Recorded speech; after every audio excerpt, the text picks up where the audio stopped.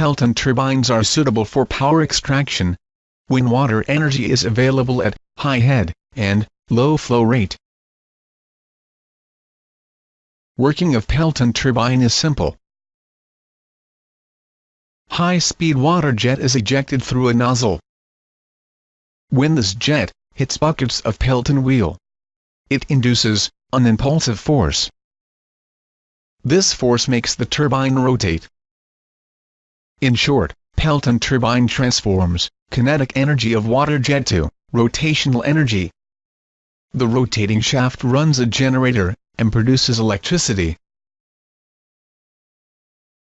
But demand of power may fluctuate over time.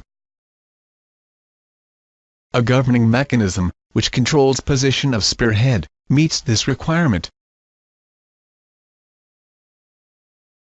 With lowering power demand, spearhead at water inlet nozzle is moved in, so that water flow rate is reduced.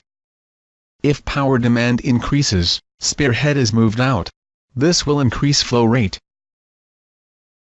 This in turn makes sure that turbine will rotate at a constant specified RPM, which conforms to the power supply frequency.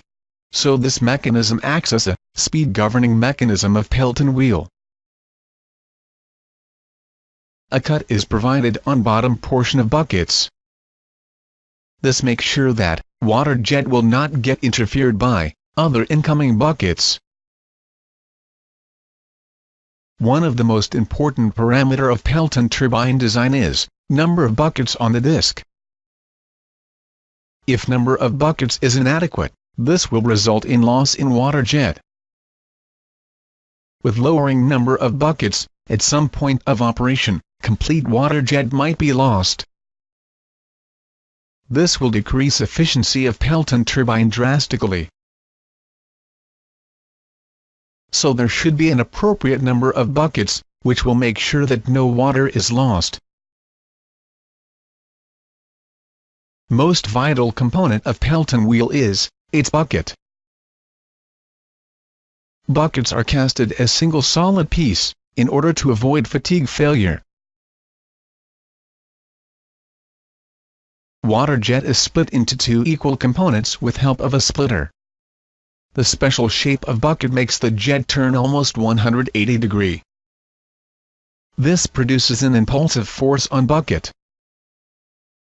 Force so produced can easily be derived from Newton's second law of motion.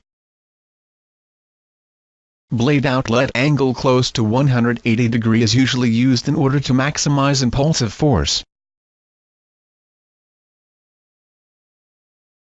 Absolute velocity of fluid will have huge drop from inlet to exit of bucket.